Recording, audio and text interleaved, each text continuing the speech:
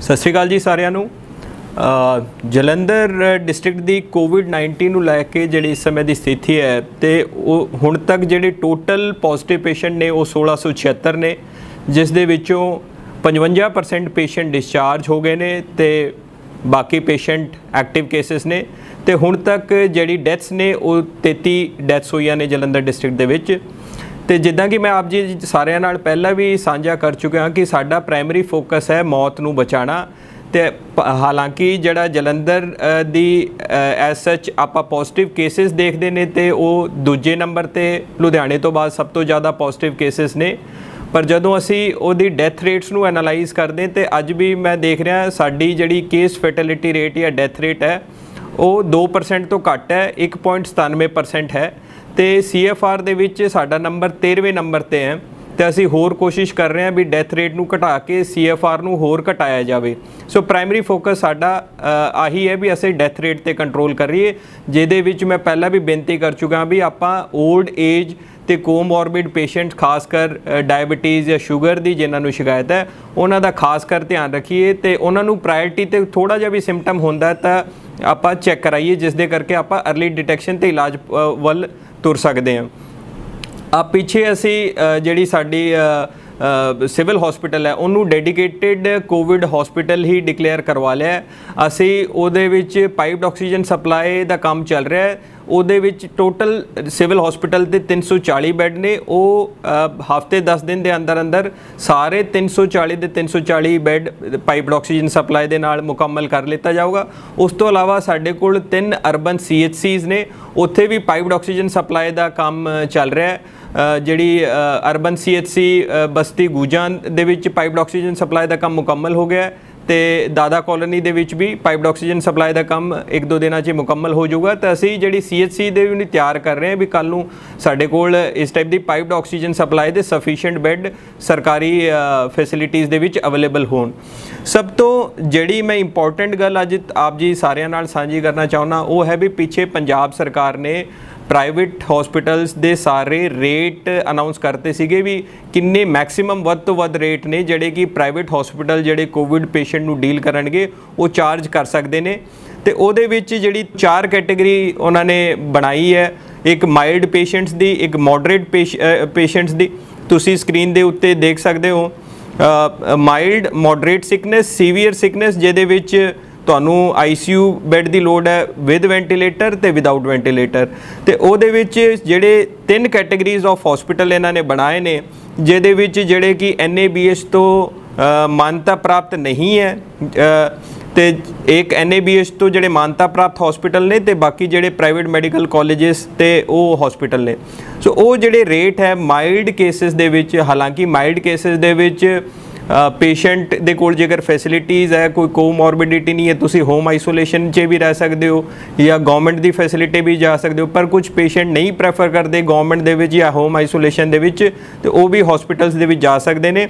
ਤੇ ਉਹਨਾਂ ਦੇ ਲਈ ਜਿਹੜਾ ਰੇਟ ਹੈ ਉਹ 4500 ਜਿਹੜਾ ਰੇਟ ਹੈ ਨੌਨ NABH ਦਾ, 5500 NABH ਐਕ੍ਰੈਡਿਟਡ ਤੇ 6500 ਜਿਹੜਾ ਹੈਗਾ ਪ੍ਰਾਈਵੇਟ ਮੈਡੀਕਲ ਕਾਲਜਸ ਦਾ ਜਿਹੜਾ ਰੇਟ ਰੱਖਿਆ। ਉੱਦਾਂ ਹੀ ਵੱਖ-ਵੱਖ ਕੈਟੇਗਰੀ ਦਾ ਰੇਟਸ ਹਨ, ਜਿਹੜੇ ਕਿ ਰੇਟ ਜੇਕਰ ICU ਦੇ ਵਿੱਚ ਵਿਦ ਵੈਂਟੀਲੇਟਰ ਤੁਸੀਂ ਐਡਮਿਟਡ ਹੋ ਤਾਂ ਵੱਧ ਤੋਂ ਵੱਧ ਜਿਹੜਾ ਰੇਟ ਪ੍ਰਾਈਵੇਟ ਮੈਡੀਕਲ ਕਾਲਜ ਦੇ ਵਿੱਚ 18000 ਫਿਕਸ ਕੀਤਾ ਗਿਆ।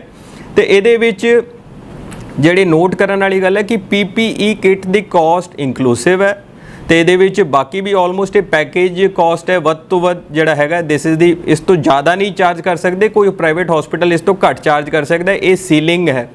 ਤੇ ਇਹਦੇ ਵਿੱਚ ਜਿਹੜੀ ਹੈ ਡਿਟੇਲ ਗਾਈਡਲਾਈਨ ਤੁਸੀਂ ਸਾਡੇ ਵੈਬ ਪੇਜ ਤੇ ਵੀ ਅਵੇਲੇਬਲ ਹੈ, ਪੂਰੀ ਗਾਈਡਲਾਈਨ ਇਹਦੇ ਵਿੱਚ ਕੀ ਫਿਕਸ ਹੋਇਆ, ਕੀ ਇਹਦੇ ਵਿੱਚ ਇੰਕਲੂਜਨ ਹੈ, ਕੀ ਐਕਸਕਲੂਜਨ ਹੈ, ਉਹ ਤੁਸੀਂ ਡਾਊਨਲੋਡ ਕਰਕੇ ਦੇਖ ਸਕਦੇ ਹੋ। ਤੇ ਇਸ ਤੋਂ ਬਾਅਦ ਜਦੋਂ ਅਸੀਂ ਖਾਸ ਕਰ ਸਾਰੇ ਮੈਡੀਕਲ ਇੱਥੇ ਜਿਹੜੇ ਇੰਸਟੀਟਿਊਸ਼ਨਸ ਨੇ ਪ੍ਰਾਈਵੇਟ ਅਲੋਂਗ ਵਿਦ PIMS ਸਾਡੀ ਲਗਾਤਾਰ ਮੀਟਿੰਗ ਚੱਲ ਰਹੀ ਸੀਗੀ। ਜਲੰਧਰ ਦੀ ਜਿਹੜੀ ਮੈਂ ਆ ਕੇ ਇੱਕ ਨੋਟਿਸ ਕੀਤਾ ਕਿ ਇੱਥੇ ਪ੍ਰਾਈਵੇਟ ਇੰਸਟੀਟਿਊਸ਼ਨ ਹਾਲੇ ਤੱਕ ਕੋਵਿਡ ਪੋਜ਼ਿਟਿਵ ਪੇਸ਼ੈਂਟਸ ਨੂੰ ਡੀਲ ਨਹੀਂ ਕਰ ਰਹੇ ਸੀਗੇ, ਇਸ ਕਰਕੇ ਜਲੰਧਰ ਨਿਵਾਸੀਆਂ ਨੂੰ ਜਾਂ ਤਾਂ ਲੁਧਿਆਣੇ ਜਾਂ ਅੰਮ੍ਰਿਤਸਰ ਇਲਾਜ ਲਈ ਜਾਣਾ ਪੈਂਦਾ ਸੀਗਾ। ਬਟ ਮੈਨੂੰ ਅੱਜ ਖੁਸ਼ੀ ਹੋ ਰਹੀ ਹੈ ਆਪ ਜੀ ਦੇ ਨਾਲ ਸਾਂਝਾ ਕਰਦੇ ਹੋਏ ਵੀ Punjab institute of medical sciences PIMS ਜਿਹੜੇ ਜਲੰਧਰ ਹੈ ਹੁਣ ਉਹਨਾਂ ਨੇ ਤਿਆਰੀ ਸਾਡੇ ਇਸ ਤੋਂ ਬਾਅਦ ਕਰ ਲਈ ਹੈ ਤੇ 23 ਜੁਲਾਈ ਤੋਂ ਇਹ ਆਉਣ ਵਾਲਾ ਵੀਰਵਾਰ ਤੋਂ कोई भी पेशेंट उत्थे जिहड़ा एडमिट होना चाहता है प्राइवेटली वो हो सकता है। सो पिम्स जलंधर एक बड़ा इंस्टीट्यूशन है तो वो स्टार्ट करनगे तकरीबन उन्होंने कोल 3 लेवल तक है। पहले वो 20 बैड ऑपरेशनलाइज करनगे, फिर आगे जरूरत पैंदी है तो एक फ्लोर ते 120 बैड तक पाइप्ड ऑक्सीजन भी वो जा सकते हैं। तो उहदे नाल साडे कोल बैड्स दे विच काफ़ी इजाफा होएगा, प्लस एक सारे जलंधर निवासियों ने सहूलत मिलेगी। वो पिम्स 23 जुलाई तो बाद कदे भी कोई भी प्राइवेट पेशेंट जिहड़ा जाना चाहे अपने इलाज लई वो उत्थे पिम्स अप्रोच कर सकता है। उस तो इलावा साडी लगातार मीटिंग जिहड़ी है जलंधर दे सारे प्राइवेट हॉस्पिटल्स नाल मीटिंग्स चल रही ने। तो पहला भी एक IMA दी शाहकोट फैसिलिटीज़ ऑपरेशनल है, जिथे 10 जलंधर दे हॉस्पिटल ने पूल करके उत्थे एक फैसिलिटी बनाई है, वो भी ऑपरेशनल है, जिथे कि लेवल 2 बैड 25 ने तो लेवल 3 बैड 10 ने। इस तो इलावा 3-4 हॉस्पिटल न्यू रोबो हॉस्पिटल, मान मेडिसिटी, गुलाब देवी हॉस्पिटल, जोशी हॉस्पिटल, ये भी एक जॉइंट वेंचर दे विच गुलाब देवी हॉस्पिटल दे विच ये क्रिएट कर रहे हैं। जिहड़ी हाल दी घड़ी ये कह रहे हैं असी लेवल 2 बैड 22 बनावांगे तो लेवल 3 बैड विद वेंटिलेटर 8 जिहड़ा है ये तुसी स्क्रीन ते भी देख सकते हो। ये टेंटेटिवली टाइमलाइन दे रहे हैं कि 1 अगस्त तो। सो इन्होंने 10 दिन का तकरीबन समा मंगया कि वो अपना सारा सैपरेट फ्लोर कर लैन, सारे PP dawning area doffing area बना लैन, ताकि ये अगस्त पहले हफ्ते तो साढ़े कोल काफ़ी होर हॉस्पिटल भी ने जिहड़े ऑपरेशनल हो जाएंगे, जिहदे विच किडनी हॉस्पिटल, अरमान हॉस्पिटल, रतन हॉस्पिटल, सैक्रेड हार्ट हॉस्पिटल, श्रीमान hospital, Joshi hospital, Sarvodaya hospital and capital hospital भी ये जिहड़े है सारे प्लैनिंग स्टेजेस दे विच है। मैं कुछ स्क्रीन दे उत्ते इन्हां दे सारियां दी तुसी कुछ बेड्स ते टेंटेटिव डेट तकरीबन ये सारे हॉस्पिटल ही अगस्त के पहले हफ्ते चों ऑपरेशनल हो जाएंगे एंड इत्थे कोई भी जलंधर का निवासी इलाज लई जा सकता है। इत्थे बस यही मैं कहना चाहांगा भी ये इन्फॉर्मेशन हले वर्क इन प्रोग्रेस है। मैं आप जी दे नाल जदों ये अगस्त तो पहला असी होर डिटेल दे विच किन्ने कित्थे बैड ऑपरेशनलाइज हो रहे ने ते वो इन्फॉर्मेशन साझी करांगा। ये सारी फैसिलिटीज़ प्राइवेट बेसिस ते कोई भी इत्थे जाके अपने आप नू एडमिट कर सकता है। तो इस तो अलावा जेकर गवर्नमेंट नू भी भविख दे विच कोई लगता है भी गवर्नमेंट लैवल ते फैसिलिटीज़ दे विच बैड शॉर्टेज की कोई स्थिति आती है तो गवर्नमेंट भी इन्हां नू रैफर कर सकती है। सो असी चाहते हैं भी तकरीबन साढ़े कोल इस टाइम 400 बैड लेवल 2 दे जिथे असी पाइप्ड ऑक्सीजन सप्लाई है उस तो लेवल 2 एंड लेवल 3 दे साढ़े कोल 400 गवर्नमेंट दे विच है। पिम्स तो मैनू उम्मीद है शायद जेकर लोड पई एंड आगे सानू बैड की शॉर्टेज आती तो शायद असी 300 बैड तक भी पिम्स दे विच जा सकते हैं एंड हौली हौली असी लगातार इन्हां दे नाल राबता कायम रखांगे सारे प्राइवेट हॉस्पिटल्स दे विच ताकि इत्थे भी असी तकरीबन 300 बैड जिहड़े लेवल 2 ते लेवल 3 कंबाइंड असी क्रिएट कर लिए।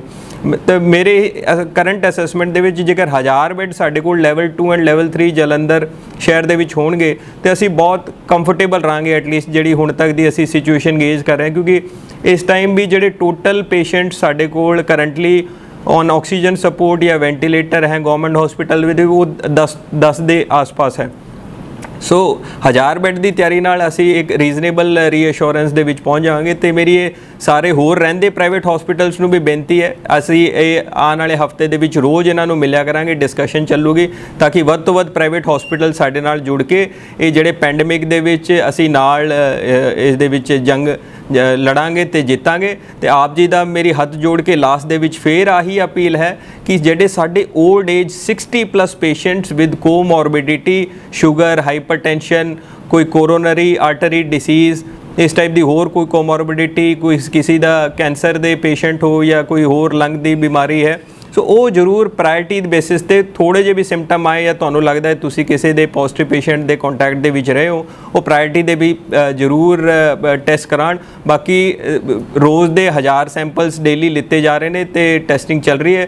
तो असी यही चाहांगे कि असी वध तो वध अर्ली डिटेक्शन दे नाल जाना बचाइए तो साडी CFR होर घट तो घट असी उसनूं काबू दे विच लाइए तो जाना बचाइए। धन्नवाद जी सारिਆਂ ਦਾ बहुत बहुत।